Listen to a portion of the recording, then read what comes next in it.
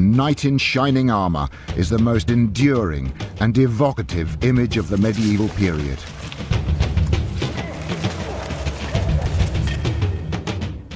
His armour is a vibrant reminder of an age when warriors were encased in steel, and the man himself became the weapon.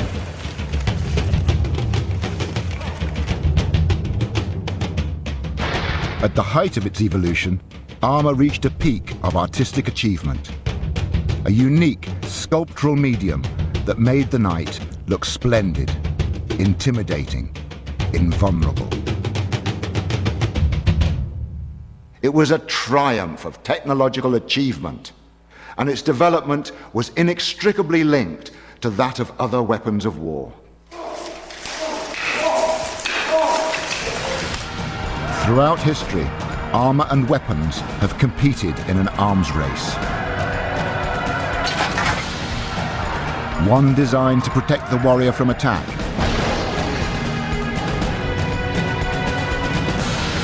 the other intent on his destruction.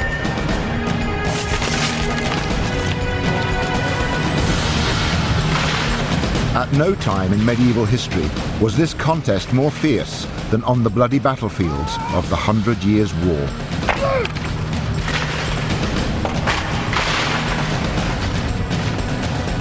For almost a century, English archers reigned supreme. Their arrow storms decimating the enemy, wiping out wave after wave of French cavalry. The quest was on to make the knight wholly invulnerable. And in 1424, outside the little French town of Verneuil, the English archers got a terrible shock. Here, they encountered a cavalry force whose armour was of such quality that it rendered their bows impotent. It was arrow-proof. This was a dramatic moment in the development of plate armour. But plate armour like this hadn't always been around.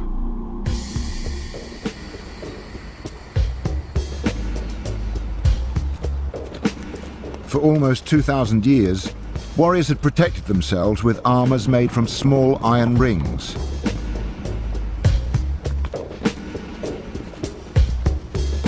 People often call it chainmail, but in the Middle Ages it was known simply as mail. The word chainmail's misleading anyway. Look, this is a chain, just single links, that's what a chain is. Whereas mail is much more sophisticated than that. We get our word mail from the Latin word milum, and what it is an extremely complex web of interlinked metal rings, each locked with an iron rivet.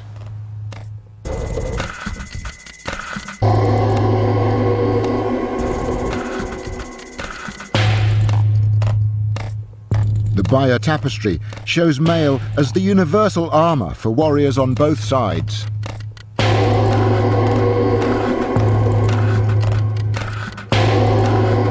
Mail was particularly effective at protecting the knight against glancing blows. In a battlefield situation, the man you're fighting is going to be a moving target, so that he's moving away as you strike him. So you're only managing to get a glancing blow off the mail, and in those circumstances, the mail is perfectly adequate protection. In order to defeat mail, the attacker had to deliver an extremely heavy blow. We need to place heavy blows judiciously. We don't want to expend all our energy with every single move that we make. We will tire far too quickly.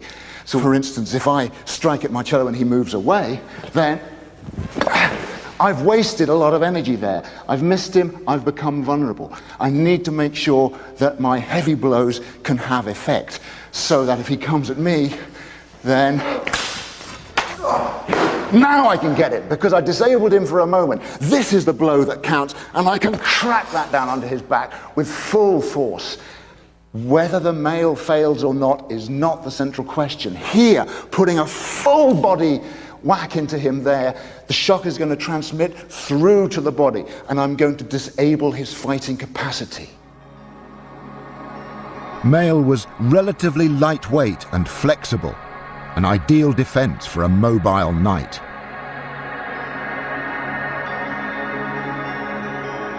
But innovations in mounted warfare meant that Male had to withstand ever more powerful attacks.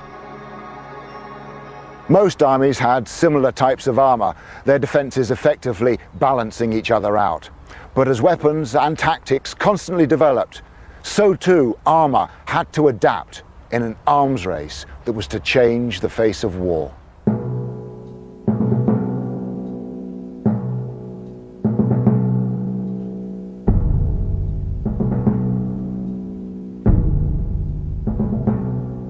In the 12th century, there was a revolution in military tactics.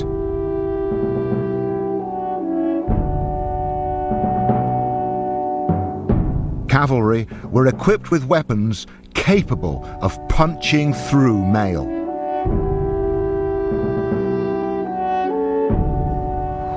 From the 12th century, the mounted knight became a force to be reckoned with. His weapon of first attack was the lance, capable of delivering tremendous impact. Against it, the mail of the early medieval period stood little chance. In order for the soldier to survive, armour simply had to evolve. Armourers had lost ground in the medieval arms race, but not for long. A technological breakthrough would eventually shift the balance of power.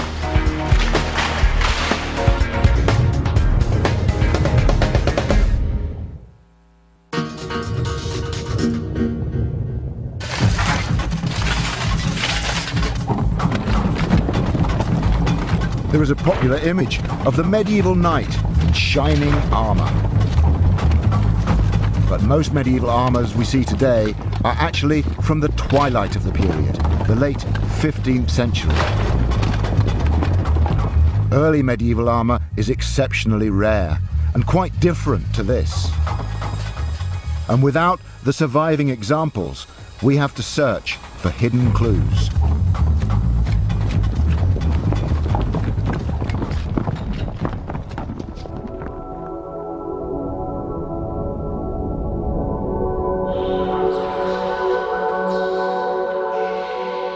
Manuscripts hint at new armour developments, but they don't tell us enough on their own.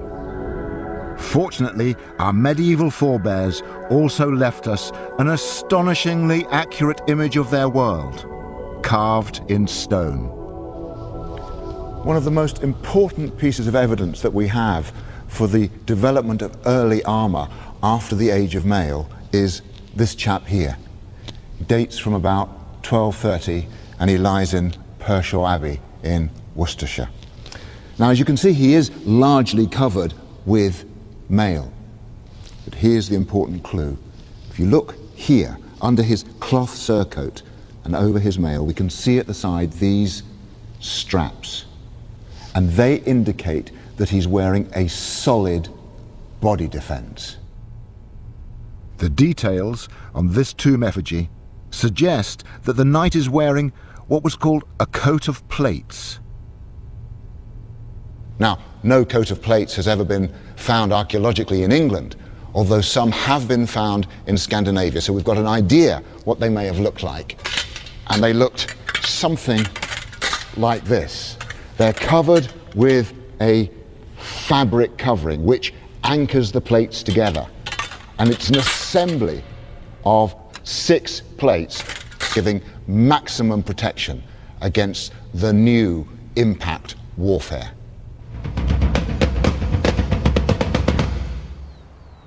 But just how effective would this defense have been when faced by a lance, driven home at full speed?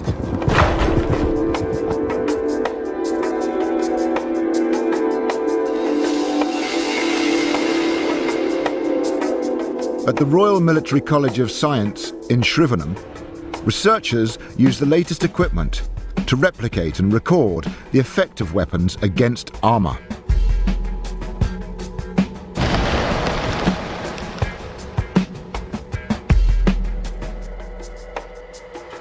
I'm going to test our coat of plates against a high-velocity lance strike, equivalent to a knight charging on horseback.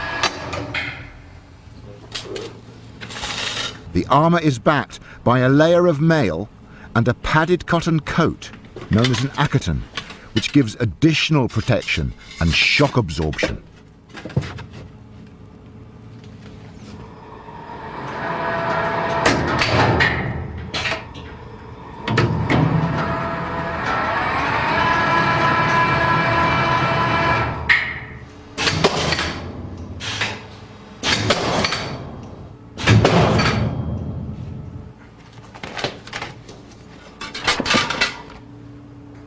The coat of plates has survived remarkably well.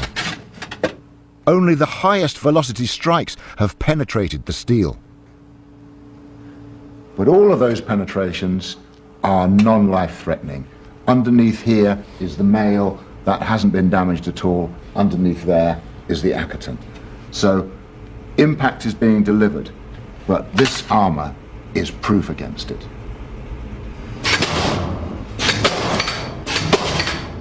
The armoured knight had regained the initiative in the arms race. And over the next 100 years, he would be armed with increasingly sophisticated defences.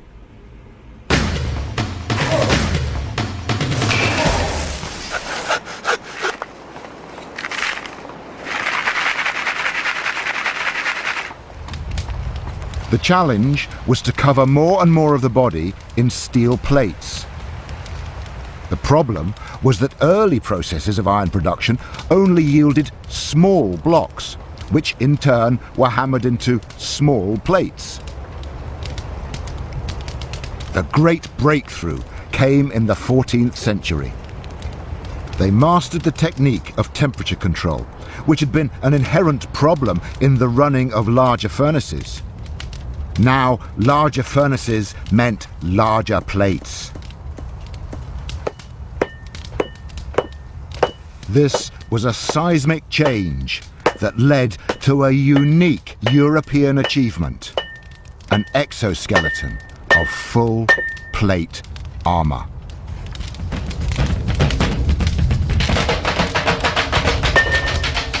The arms race was at full pace.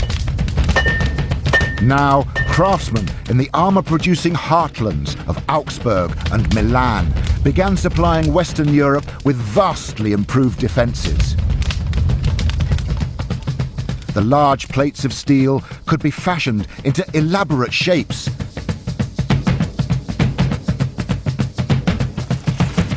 For the first time, anywhere in the world, the human body could be encased in steel from head to toe. And the sight and sound of the medieval battlefield was forever changed. The knight was not a self-sufficient warrior. He needed tremendous logistical resources to put him in the field. Not least of all, he couldn't even put his armour on his own. He needed his squire. And so, Richard, if you could help me arm. There's a manuscript, a 15th century manuscript, which tells us the order in which these things go on, and we start with the feet.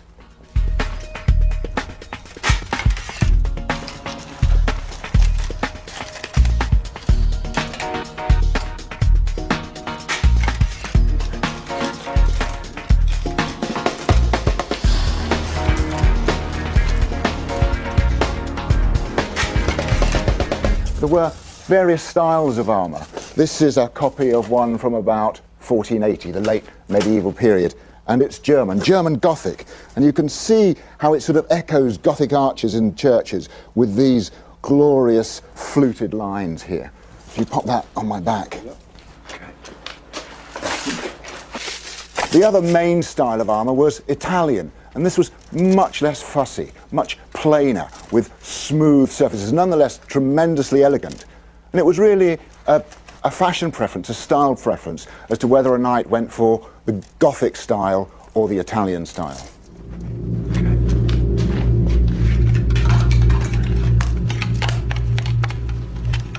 Although with practice the squire would be able to get his master's armour on very quickly, nonetheless it does take time, and a knight would have to be ready for battle long before battle lines were drawn.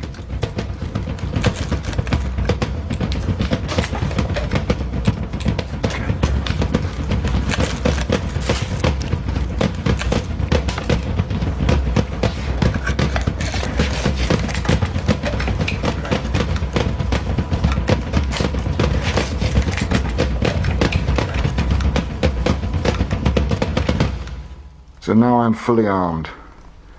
I'm encased in this exoskeleton, my own private world. There's enormous sensory deprivation. My vision is impaired. I can hear the sound of my own breath, but I can't hear everything that's going on in the battlefield. It's quite claustrophobic. My breathing is impaired, and yet I feel safe.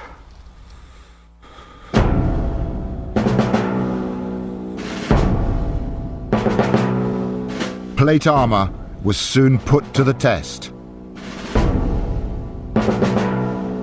In 1337, England laid claim to the crown of France. It started a century of conflict that drove the arms race to a new intensity. When you think of the 100 Years' War, you tend to think of three famous battles: of Edward III at Crécy, of Henry V against incredible odds at Agincourt, or Joan of Arc at the Siege of Orleans. But today, I've come here to the little market town of Verneuil in northern France in search of another great battle, much less written about, but a battle of epic proportions, an extraordinary battle, and a battle in which the crash of armour played a crucial role.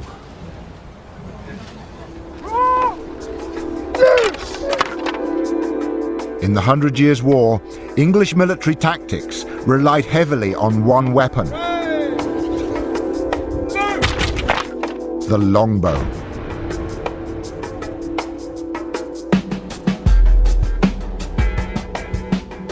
A well-trained archer could shoot up to 18 arrows per minute. And when deployed in their thousands, longbowmen could decimate opposing forces of cavalry and infantry.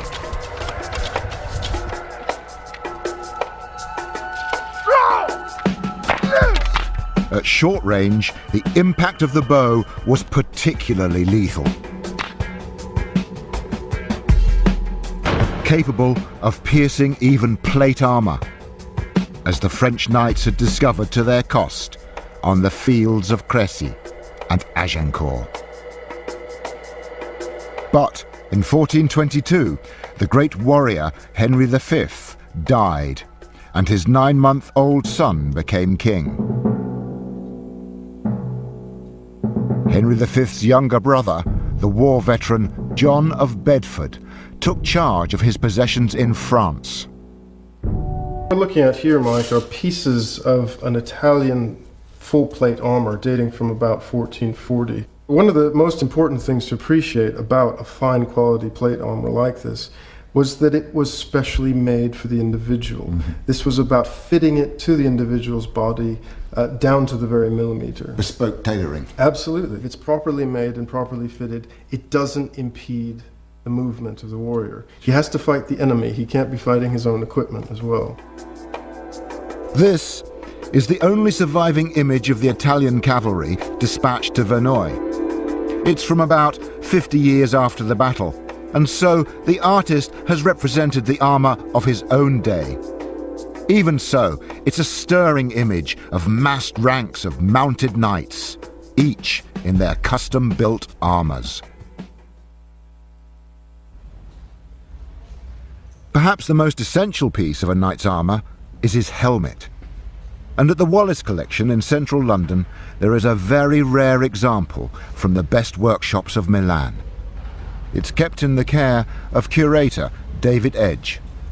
We have here a very fine Italian bassinet, made in about 1390, 1400, but I think perfectly usable, carrying on being used on the field of battle into the 1430s and 1440s. Camail of mail to protect the neck and shoulders.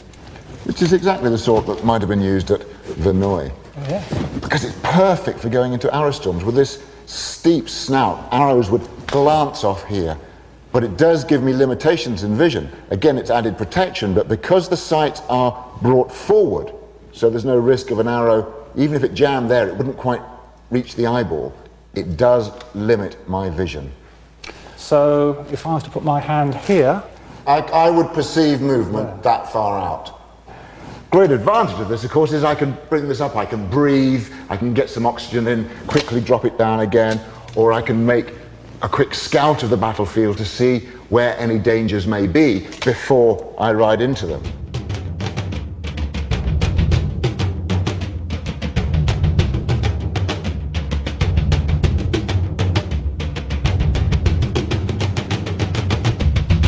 Whatever the particular design of a helm, the key issue is the trade-off between protection and vision.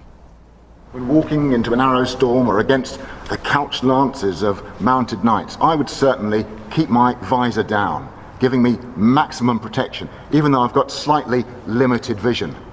But once I've closed to the tight press of hand-to-hand combat, then it clearly is going to put me at a disadvantage. I would rather trade off the protection the visor gives me with being able to have peripheral vision, being able to keep the maximum number of enemy in my eye line. Now obviously I can never actually see behind me, which is why I believe knights would fight in pairs, so my right-hand man would be guarding my back as we closed with the enemy. The other advantage is I can drop the bever plate as well and allow myself to breathe more. Once I'm in hand-to-hand fighting, it's huge exertion and I need a lot of oxygen. So again, I'm going to trade off that protection to be able to breathe, to be able to see, and take my chances. At the Battle of Verneuil, there would come a moment when English fortunes depended on their ability to slug it out in armour.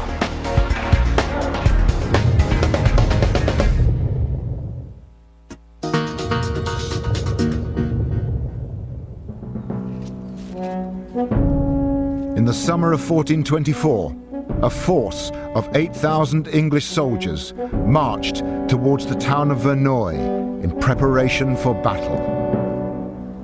They were confident of victory, their archers highly trained and capable of taking on any army, or so they thought. But the English military commander, John of Bedford, knew nothing of an elite force of cavalry also making its way towards the battlefield. Bedford scouts had reported that the French army had assembled on the plain outside Verneuil, but nothing the scouts had told them could prepare the English for the sight that they were to behold as they emerged from these woods.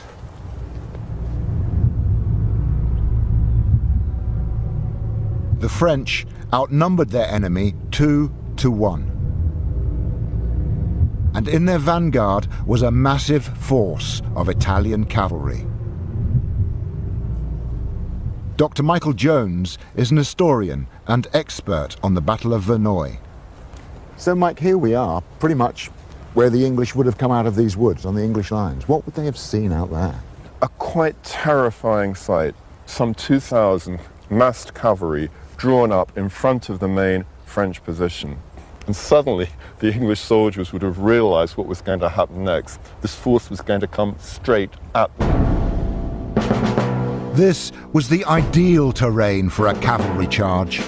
A wide, open plateau, baked hard in the summer heat. The French forces are readying themselves for the charge. A line of archers would have been pulled across the main English position. These men would have hurriedly started to hammer their stakes into the ground, but it was August. The ground was hard. Their stakes would have made little impact. It was a flimsy defense line at best. And as they were hammering away, the cavalry moving forward with all that weight of armour would have started to shake the very earth as they gathered momentum.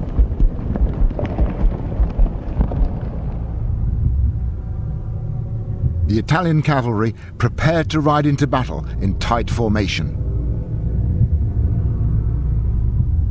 En masse and at full gallop, they had the potential to smash through the English lines.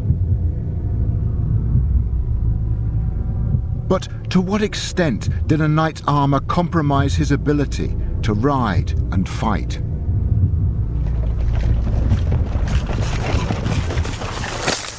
Weight is certainly an issue with armour, but it's by no means as debilitating as people often think.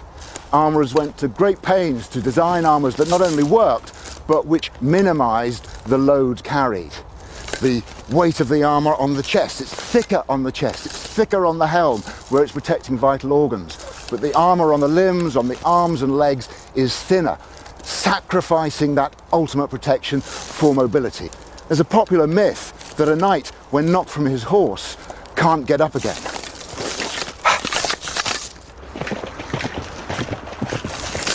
Ha!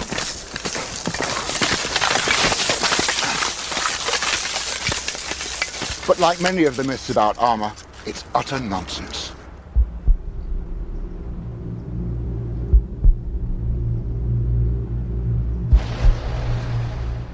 Full Milanese armour weighed under 80 pounds, just half that carried by the modern, fully equipped Marine.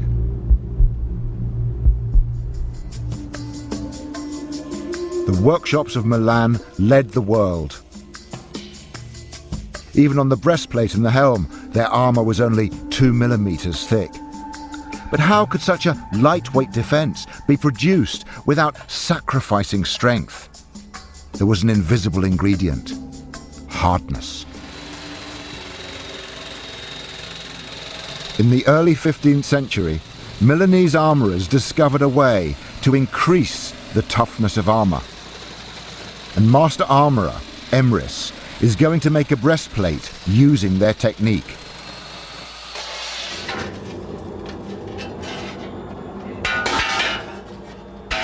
The secret of an armour's strength is not only in its curved surfaces, which are shaped to deflect attack and give added structural rigidity. It is also in the hardness of the steel. Emrys is heating the metal to red hot. He is about to plunge it under water, a process known as quenching. The sudden change in temperature will create a far more complex microstructure within the steel, making it harder. So now you're going to quench it? Now I'm going to quench it. This is the exciting bit. This will be a very nice sizzle. Got to get this exactly right first time. Here we go. I got to be really careful not to get it in the wrong angle.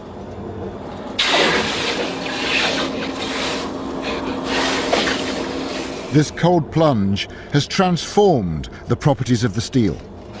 So it's now very hard, but very brittle. It's very brittle. This is hard as glass at this stage. If I dropped it, it would shatter right now. So what needs to happen, it needs to be tempered, which retains the hardness, but makes it softer. That's exactly right, yeah. The breastplate must be reheated to make it more resilient. But judging the correct temperature is problematic. Medieval armourers did not have thermometers, so they studied the changing colour of the steel in order to gauge the degree of heat. And what I've got to do now, and this is the most crucial part, I've got to get the colour absolutely right. I'm looking for a particular blue which will tell me when it's softened up to just the right degree. And this resets the metal. It makes it flexible. Springing, in fact, and it's getting very close now. As the temperature rises, steel turns to yellow, to brown, to blue, to red. It's the craftsman's eye. It is. If you're riding into battle, you've got to hope that your armourer had a good eye for colour. Yeah, it has to be the right one. You see how blue that is? You see the gorgeous, colour? gorgeous. That is absolutely spot on. That's ready to rock. Once the metal turns blue, it is quenched a second time, permanently fixing its hardness. Just to cool it off. It's an instant. What this is doing is setting the metal again. It's setting the molecules in the metal. And there we are. And that is a perfect spring hardness. So that is now ultimate hardness. That is, it's as good as it gets. Arrows will bounce off that.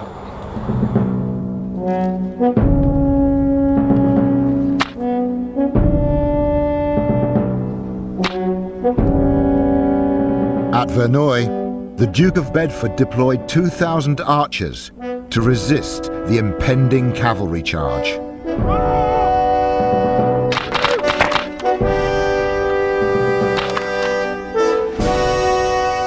But just how effective would his arrows have been against hardened Milanese armour?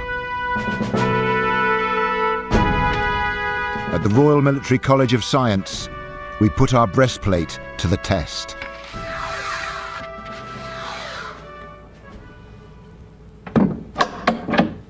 Here's the breastplate we've had specially made and specially hardened and toughened, just the sort of thing they might have been wearing at Verneuil. So let's see how this will stand up to the power of the longbow.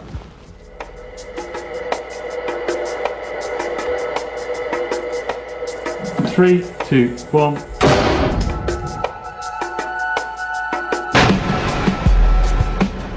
The breastplate has been struck at 140 miles an hour to replicate an archer shooting within the killing zone, just 20 meters away. Goodness, look at this. There is some penetration. Look at that. You can see the hole, it's penetrated, it's gone through. But look what it's done to the arrowhead. Absolutely flattened it. That's absolutely blunt. But what of the padded coat underneath? I don't think there's a mark on here at all. The man hasn't even received a scratch. If you were an archer of Verneuil, and you would see the arrows sticking out of the Lombard breastplates, but the men still sitting tall in the saddle, it would have made your blood run cold.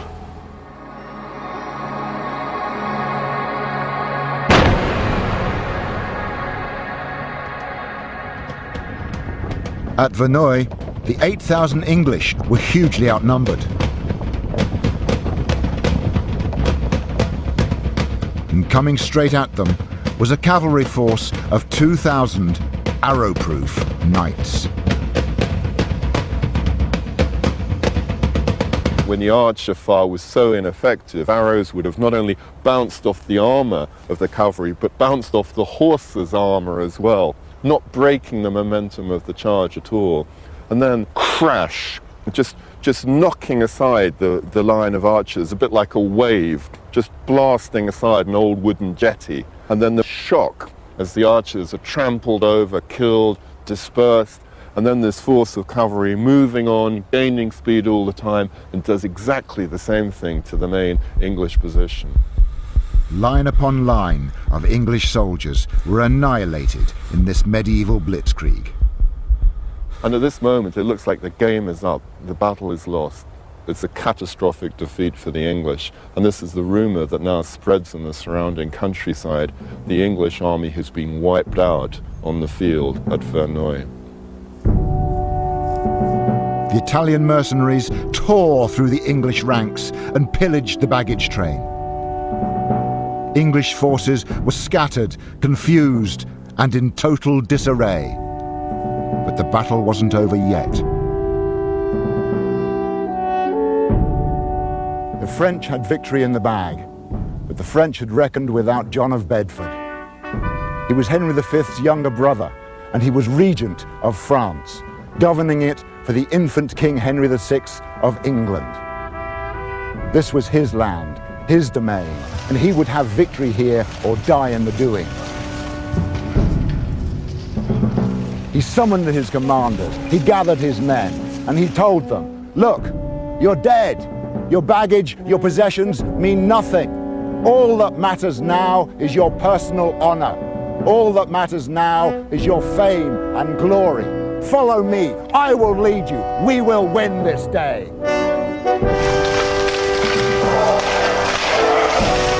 And with that, Bedford turned and led his knights into a bitter hand-to-hand struggle.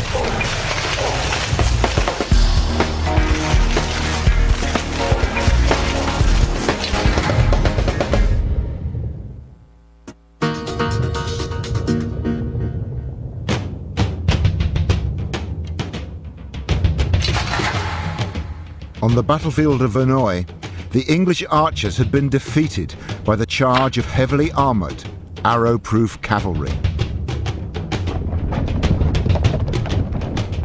But the English rallied under John of Bedford to engage in desperate hand-to-hand combat with the main body of the French knights, a grinding, battering maul.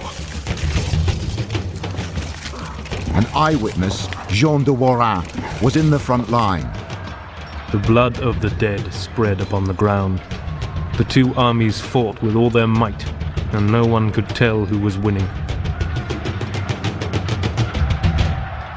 In this fierce and bloody warfare, the men in armour were not wholly invulnerable. There were weapons designed specifically to defeat armour. And in the vaults of the Burrell collection in Glasgow, there are some rare original pieces from the time of the 100 Years' War. They are looked after by curator Tobias Capwell. Just look at this poleaxe, that is absolute beauty.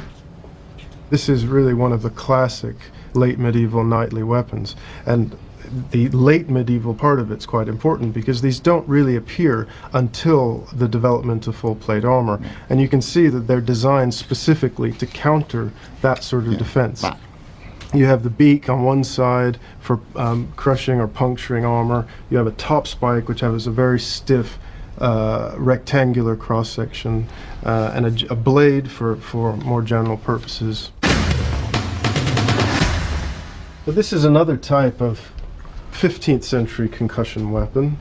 It's a flanged mace dating from about 1450. It's fantastically elegant, isn't it? Yes, yes. It's not particularly large or heavy or clunky. It's a small, fast, elegant weapon, as you say. But what they do is they focus the energy onto a very small area and conducting the force of a blow straight through a particular area of the opponent's body. But of course the other way of defeating armour is having hit them on the head when the knight's down to actually deliver the coup de grace. What they called at the time a ballock dagger. Yes. It's a classic medieval weapon designed for defeating armor in an entirely different way. Notice, unlike a normal dagger or a normal knife, it doesn't actually have any cutting edges at all. It has a very rectangular cross section. It's essentially a spike on a stick, and it's purely for punching through armor or punching through the gaps in armor.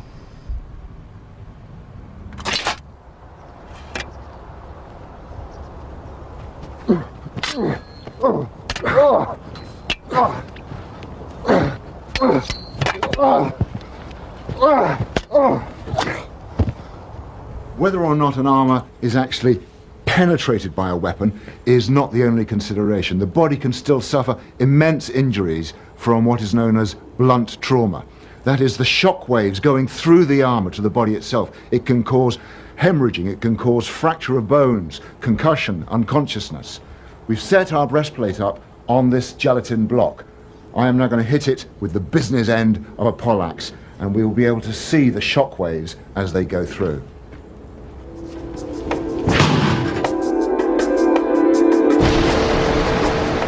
So our breastplate remains structurally intact. But the man inside may have been seriously injured by violent shock waves running through his torso.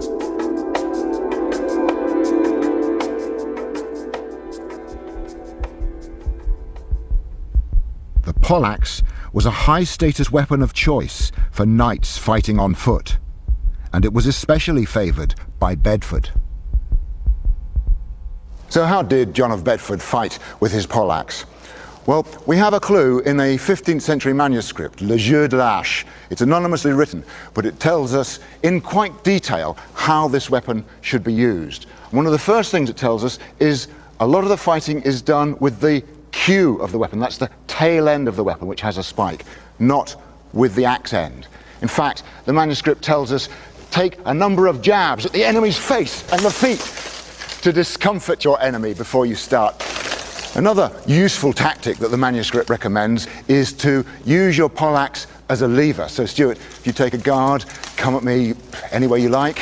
I can do that, drive it through here. Now I've got tremendous levering power and I can get him to the ground and finish him off.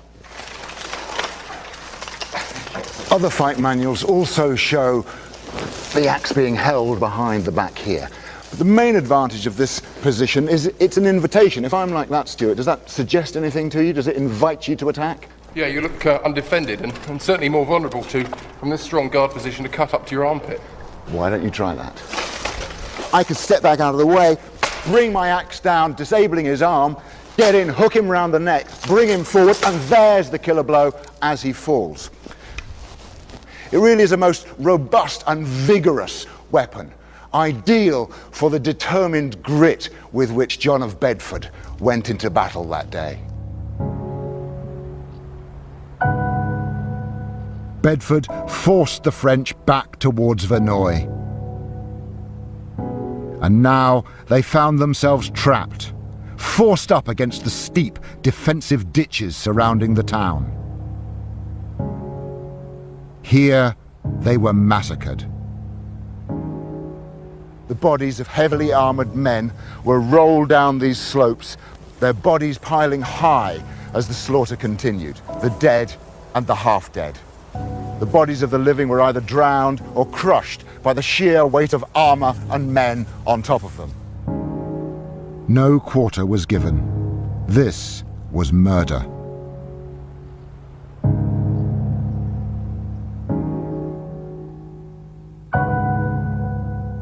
The Italian cavalry returned from their pillaging to find the battle over. Despite his opponent's superior numbers and their cutting-edge armour, Bedford's men had won the day. No armour is proof against an unbreakable will. And at Verneuil, Bedford's fighting prowess had prevailed against overwhelming odds. His enemy was vanquished, and his king, Henry VI of England, was now also crowned King of France, the first and only monarch to rule both kingdoms.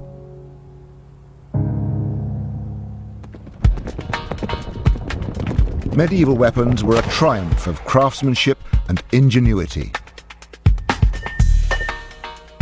But a weapon's potential could only be realized in the hands of a skilled and courageous warrior.